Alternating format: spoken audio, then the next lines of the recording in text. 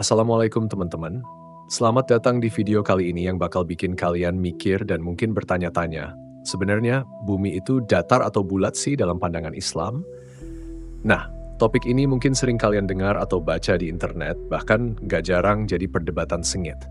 Apalagi sekarang banyak banget yang mengklaim, ternyata bumi itu datar loh dan ini ada bukti di Al-Quran. Benarkah begitu?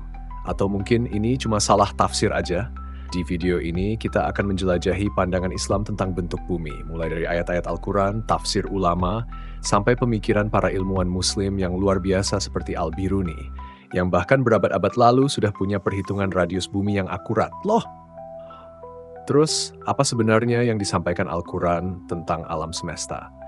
Apakah benar disebutkan bahwa bumi itu dihamparkan dan datar? Atau sebenarnya ada makna lebih dalam di balik kata-kata tersebut? Kita juga bakal mengupas bagaimana Islam mengajak kita untuk berpikir, merenung, dan menggunakan ilmu pengetahuan untuk memahami ciptaan Allah. Jadi kalau kalian pernah bertanya-tanya bagaimana sains dan Islam bisa sejalan, ini adalah video yang tepat buat kalian. Di akhir video ini, semoga teman-teman bisa punya perspektif baru yang nggak cuma berdasarkan satu sisi aja, tapi lebih komprehensif dan ilmiah. Jadi siapkan diri kalian, cari tempat yang nyaman, mungkin siapkan juga catatan biar nggak ketinggalan info penting. Yuk, kita mulai perjalanan kita memahami bentuk bumi dalam pandangan Islam. Let's dive deep and open our minds, teman-teman. Pengantar dan sejarah pemahaman bentuk bumi dalam Islam. Kali ini kita akan bahas topik yang bukan cuma menarik tapi juga menantang. Sejak kapan sih sebenarnya umat manusia termasuk umat Islam memahami bentuk bumi? Dan apa yang membuat topik ini begitu seru buat kita telusuri? Nah, kalau kita melihat jauh ke masa lalu, bentuk bumi sebenarnya sudah jadi teka-teki yang menarik sejak awal peradaban manusia. Bayangkan hidup ribuan tahun lalu tanpa peta yang jelas, tanpa satelit, bahkan tanpa Google Earth. Dulu masyarakat di seluruh dunia punya berbagai pandangan tentang bentuk bumi. Ada yang mengira bumi itu seperti dataran luas yang dikelilingi lautan, ada juga yang membayangkan bumi seperti piring besar di atas lautan raksasa. Tapi, dari masa ke masa, manusia terus belajar, berpikir, dan mulai mengembangkan pengetahuan mereka tentang alam.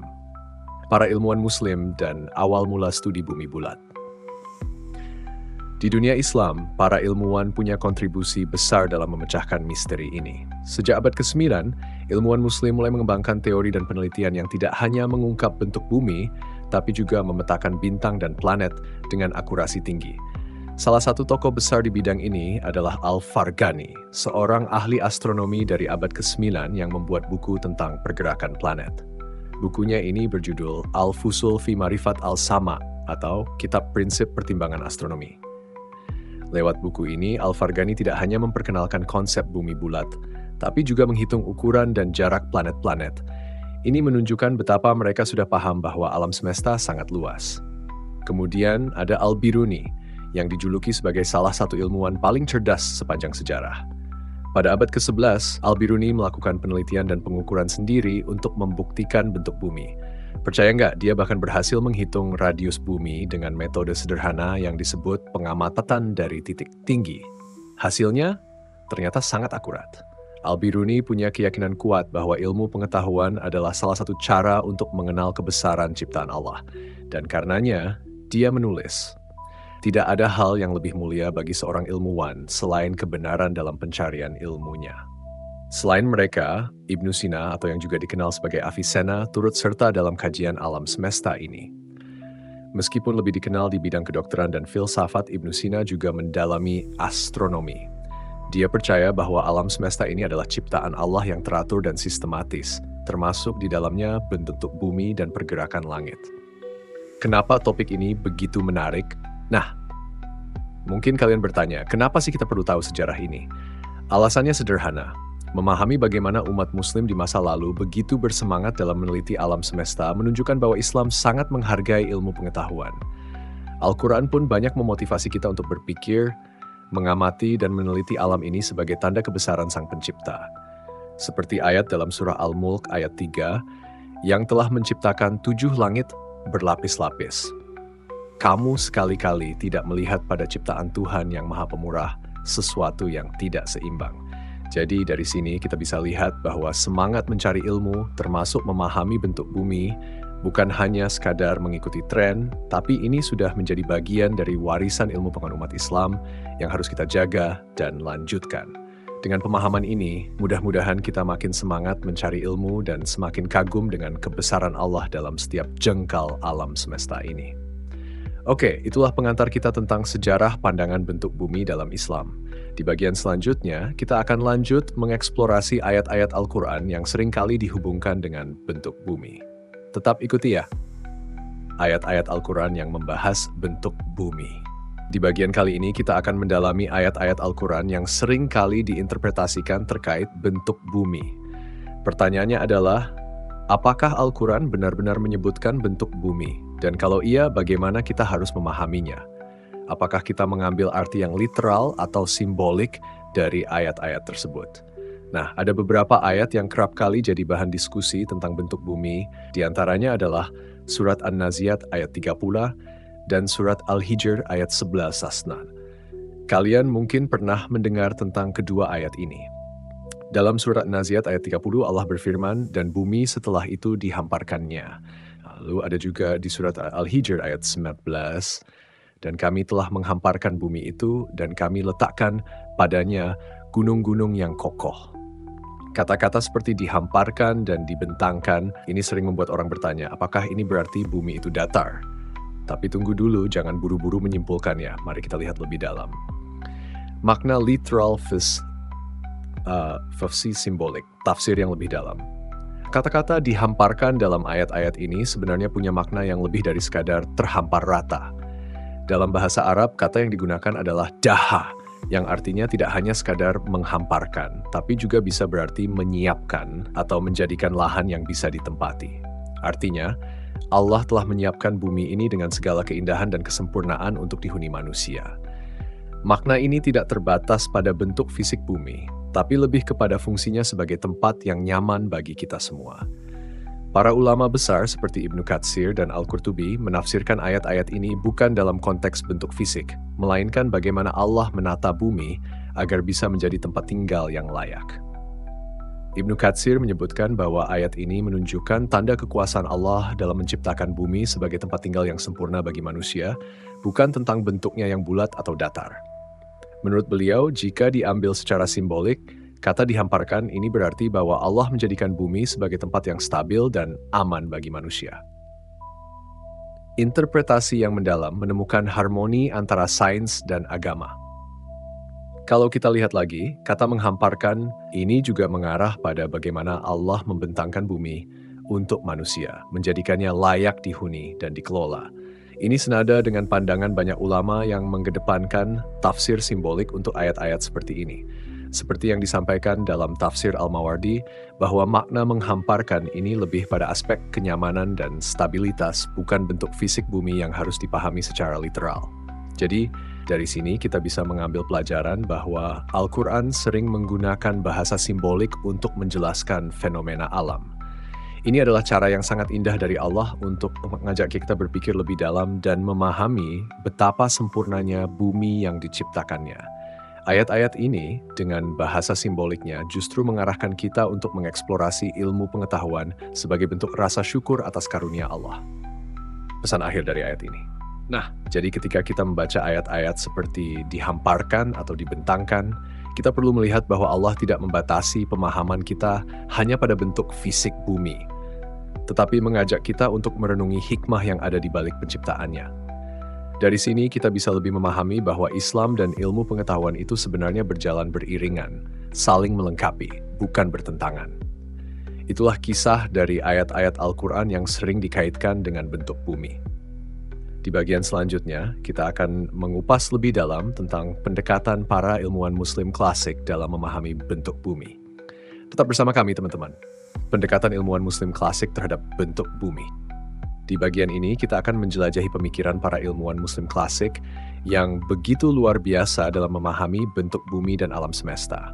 Kalian tahu nggak, di zaman dulu, ilmuwan Muslim sudah jauh lebih dulu memikirkan hal-hal tentang bumi dan langit yang akhirnya jadi dasar dari ilmu astronomi modern. Mereka bahkan sudah membicarakan bentuk bumi dan menghitungnya dengan tingkat ketelitian yang luar biasa. Nah, salah satu tokoh yang sangat terkenal dalam bidang ini adalah Al-Biruni, seorang ilmuwan serba bisa dari abad ke-11. Al-Biruni ini nggak cuma sekadar ahli dalam matematika, fisika, dan geografi, tapi juga seorang peneliti yang begitu mendalami astronomi. Salah satu kontribusinya yang paling menarik adalah bagaimana ia memperhitungkan radius bumi dengan sangat akurat, bahkan tanpa teknologi modern sama sekali. Al-Biruni dan perhitungannya tentang bumi bulat. Di zaman itu, gagasan bahwa bumi itu bulat sudah diterima di kalangan ilmuwan Muslim, berkat pengamatan dan penelitian yang mereka lakukan. Al-Biruni mengembangkan metodenya sendiri untuk menghitung keliling dan radius bumi. Bayangkan, dengan keterbatasan alat dan teknologi, ia menggunakan gunung sebagai titik pengamatan. Caranya, ia naik ke puncak gunung, lalu mengamati garis cakrawala dari atas. Berdasarkan sudut pandang dan jarak pandangnya dari garis cakrawala, ia menghitung radius bumi. Luar biasa kan? Hasil perhitungannya nyaris akurat jika dibandingkan dengan hasil perhitungan modern yang dilakukan dengan satelit. Al-Biruni memang dikenal sebagai ilmuwan yang sangat teliti. Ia percaya bahwa ilmu pengetahuan adalah salah satu cara untuk mengenal kebesaran Allah lebih dalam. Setiap pengamatan adalah jalan untuk mendekat pada Sang Pencipta. Begitu kira-kira makna yang ia sampaikan melalui pekerjaannya. Sains dalam Islam dan gagasan bumi bulat. Al-Biruni bukanlah satu-satunya. Ilmuwan-ilmuwan Muslim lainnya juga banyak berkontribusi dalam kajian kosmologi dan astronomi. Mereka percaya bahwa mempelajari alam adalah salah satu bentuk ibadah, karena alam adalah tanda-tanda kebesaran Allah. Seperti dalam Al-Quran, surat Ali Imran ayat 190, sesungguhnya pada penciptaan langit dan bumi, dan pergantian malam dan siang terdapat tanda-tanda bagi orang-orang yang berakal. Ilusi Al-Yimix, para ilmuwan ini, termasuk Al-Biruni, tidak melihat sains dan agama sebagai hal yang bertentangan. Justru, mereka percaya bahwa memahami bentuk bumi dan alam semesta dapat mempertebal iman, karena semakin mendalami ciptaan Allah, semakin mereka melihat keindahan dan keteraturannya. Pentingnya ilmu pengetahuan dalam Islam. Nah, apa yang bisa kita ambil dari sini? Islam sebenarnya sangat mendukung pengembangan ilmu pengetahuan. Para ilmuwan Muslim klasik tidak hanya menerima apa yang tertulis, tapi mereka juga berusaha mencari pengetahuan lebih lanjut, mengamati alam, melakukan penelitian, dan mengembangkan ilmu. Bagi mereka, memahami bahwa bumi itu bulat dan memiliki ukuran yang bisa dihitung adalah bukti kekuasaan Allah yang lebih besar. Ilmu dan iman dalam pandangan mereka saling melengkapi dan memperkaya pemahaman mereka tentang dunia dan akhirat. Al-Biruni misalnya memandang bahwa sains tidak pernah mengurangi imannya, malah membuatnya semakin kagum terhadap Sang Pencipta. Itulah pendekatan para ilmuwan Muslim klasik terhadap bentuk bumi. Gimana? Menarik kan? Mereka bukan hanya peneliti biasa, tapi juga orang-orang beriman yang menjadikan ilmu sebagai jembatan untuk mengenal Allah lebih dalam. Di bagian selanjutnya, kita akan membahas pandangan modern tentang bumi datar dalam konteks Islam, serta tantangan yang muncul di era internet. Jangan sampai ketinggalan, ya. Pandangan modern tentang bumi datar dalam Islam dan tantangannya. Di bagian kali ini, kita akan membahas sesuatu yang mungkin sering kalian dengar di media sosial atau internet. Apakah bumi itu datar? Memang, di era modern ini masih ada kelompok yang berpegang pada pandangan bumi datar. Bahkan dengan klaim Al-Quran mendukung gagasan ini. Lalu kenapa ya? Masih ada yang percaya bumi itu datar? Dan bagaimana sebenarnya Islam melihat sains modern? Kenapa ada yang masih percaya pada konsep bumi datar? Di dunia yang sudah canggih dengan teknologi satelit dan pemetaan 3D, masih ada yang beranggapan bahwa bumi itu datar. Beberapa orang bahkan menyatakan bahwa pandangan ini berasal dari Al-Quran, menggunakan ayat-ayat seperti yang sudah kita bahas, misalnya ayat-ayat yang berbicara tentang bumi dihamparkan atau dibentangkan. Mereka sering mengutip ayat-ayat ini secara literal dan menyimpulkan bahwa bumi pasti datar, karena menurut mereka menghamparkan berarti permukaan yang datar, bukan yang bulat. Kelompok ini sering berargumen bahwa apa yang mereka yakini adalah kebenaran yang disembunyikan. Mereka merasa bahwa pandangan bumi bulat adalah bagian dari teori konspirasi besar untuk menutupi fakta sebenarnya. Ada yang menyatakan bahwa kita tidak boleh langsung percaya pada sains yang disebarkan oleh dunia barat dan bahwa pemahaman mereka adalah bentuk pemurnian dari ajaran Al-Quran. Tantangan dari sisi agama dan sains. Nah, pandangan seperti ini tentunya membawa tantangan baik dari sisi agama maupun sains. Dari sisi agama, interpretasi literal tanpa memahami konteks dan bahasa asli Al-Quran bisa membuat kesalahpahaman.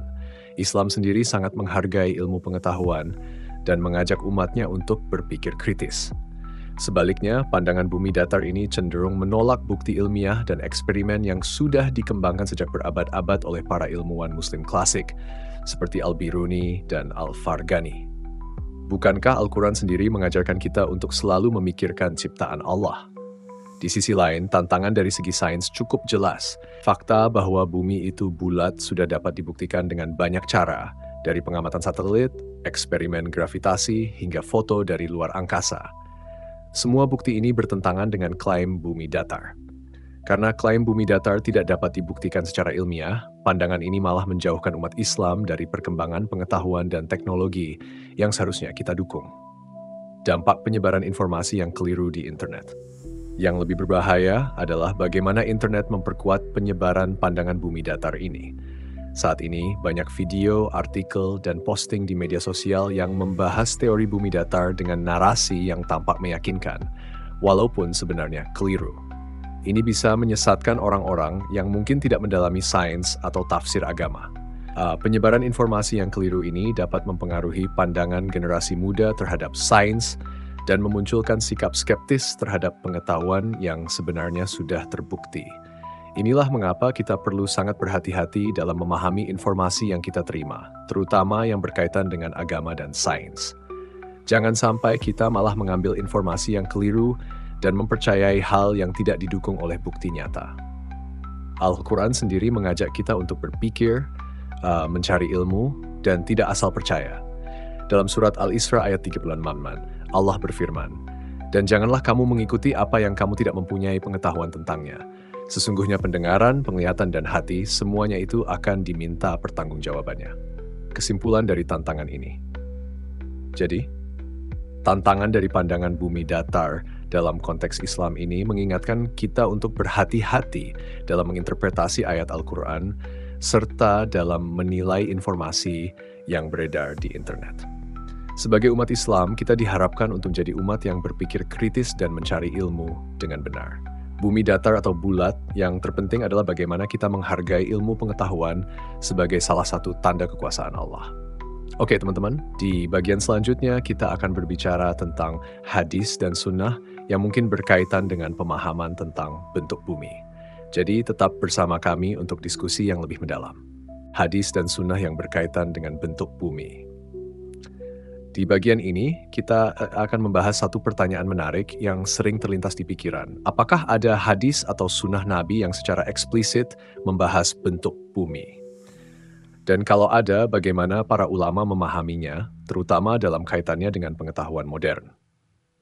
Sebenarnya, jika kita melihat ke koleksi hadis-hadis yang ada, kita tidak menemukan satupun hadis yang secara langsung menyebut bentuk bumi, seperti apakah bumi itu bulat atau datar.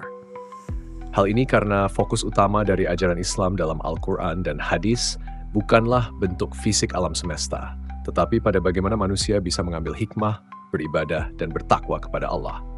Namun, ada beberapa hadis yang menyebutkan hal-hal tentang alam semesta secara umum dan dapat diinterpretasikan lebih dalam oleh para ulama.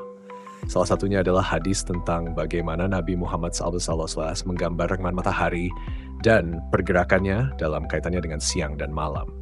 Hadis ini kerap diartikan sebagai penjelasan fenomena alam, yang pada saat itu tentunya disesuaikan dengan pemahaman yang dapat diterima oleh masyarakat zaman itu. Contoh lainnya adalah ketika Rasulullah SAW menyampaikan bahwa Allah menurunkan air dari langit untuk menumbuhkan tanaman di bumi. Meski terlihat sederhana, banyak ulama melihat ini sebagai bukti betapa sempurnanya ciptaan Allah dalam mengatur siklus alam.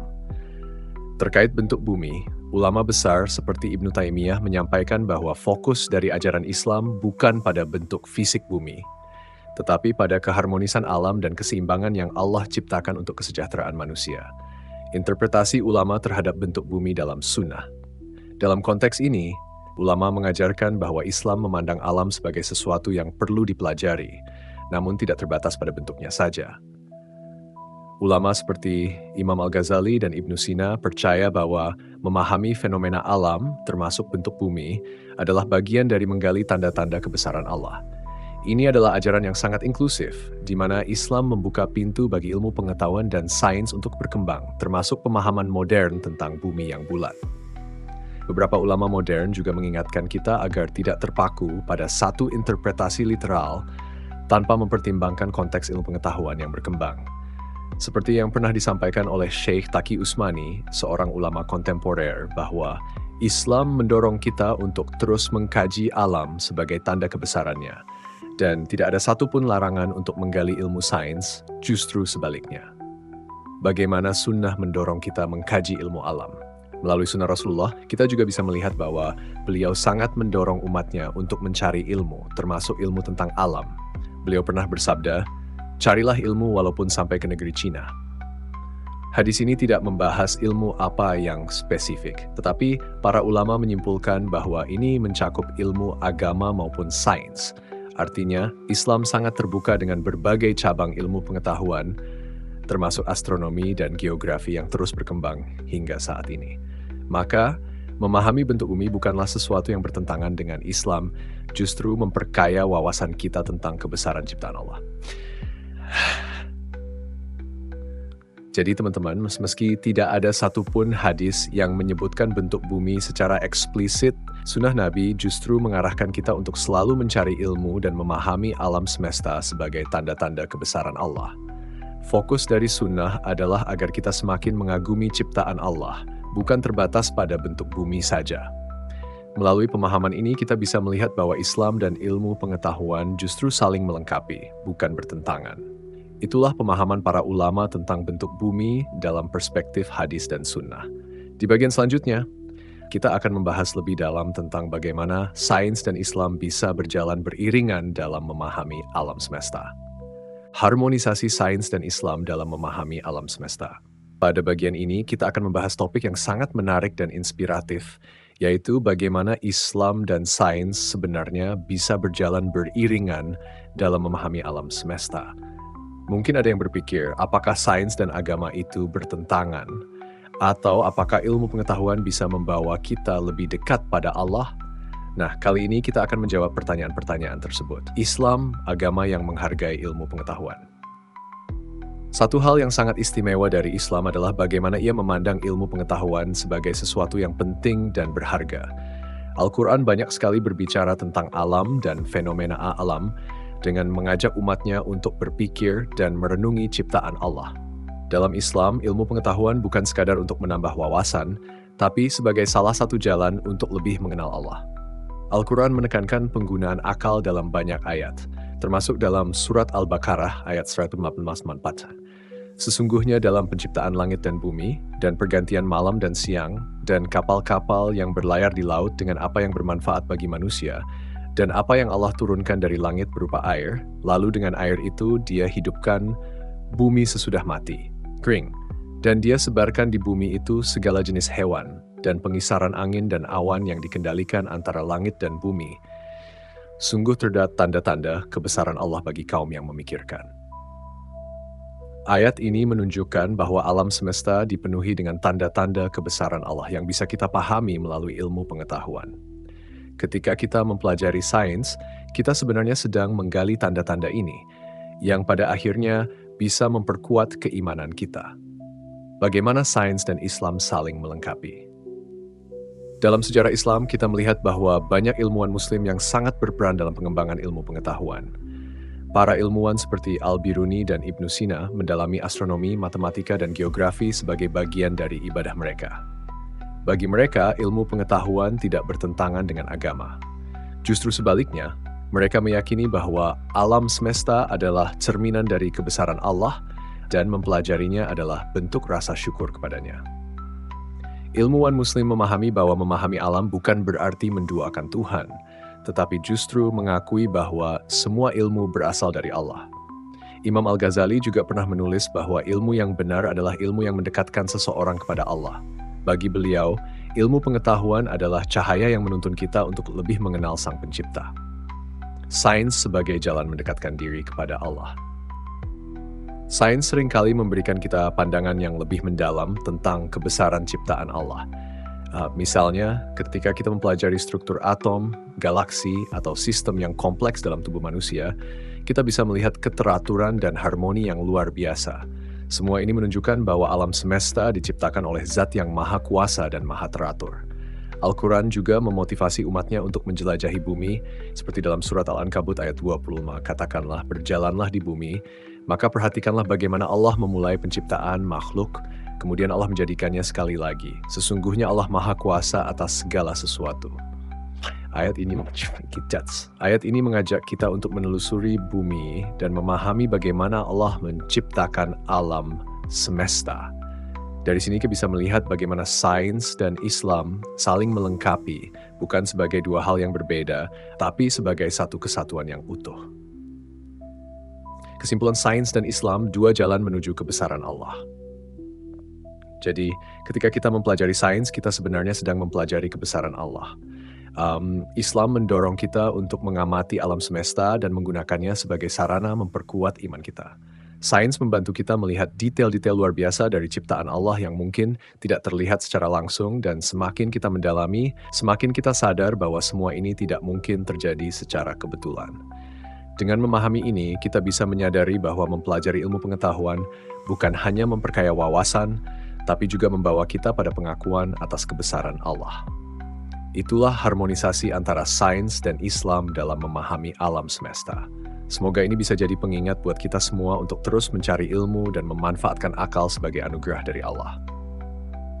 Di bagian selanjutnya, kita akan membahas tentang bagaimana kesimpulan akhir dari pembahasan kita tentang bumi datar atau bulat ini. Tetap ikuti teman-teman. Kesimpulan dan refleksi akhir.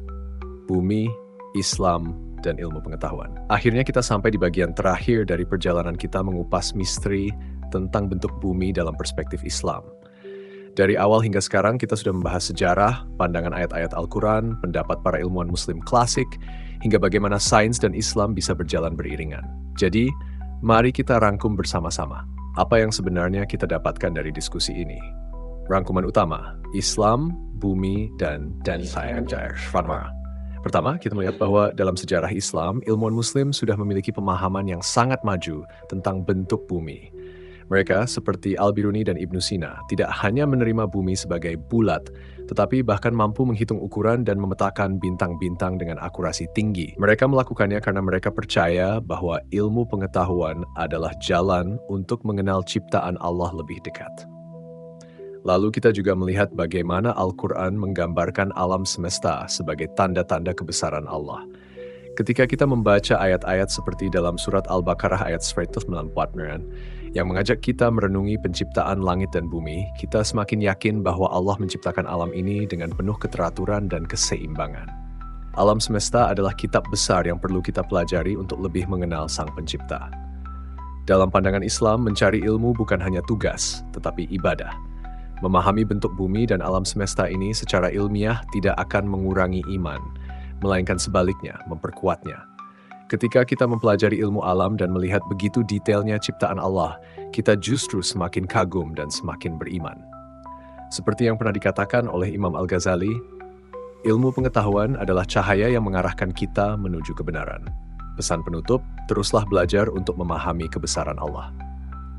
Jadi, kesimpulannya adalah Islam adalah agama yang sangat menghargai ilmu pengetahuan, memahami bumi, mempelajari sains, dan bahkan memperdebatkan pandangan tentang alam semesta adalah bagian dari perjalanan kita untuk mengakui kebesaran Allah. Kita tidak perlu takut bahwa sains akan menjauhkan kita dari agama. Sebaliknya, sains adalah alat yang bisa membawa kita pada pemahaman yang lebih mendalam tentang tanda-tanda kebesarannya.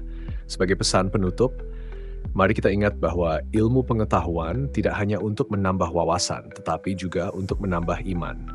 Mari kita terus belajar, terus mencari kebenaran, dan terus menggunakan ilmu untuk mengenal Allah lebih dalam.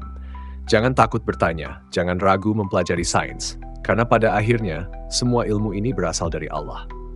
Terima kasih telah mengikuti perjalanan ini dari awal hingga akhir, teman-teman. Semoga pembahasan ini membuka wawasan kita, memperkaya pemahaman kita, dan semakin mendekatkan kita pada Sang Pencipta. Sampai jumpa di pembahasan selanjutnya.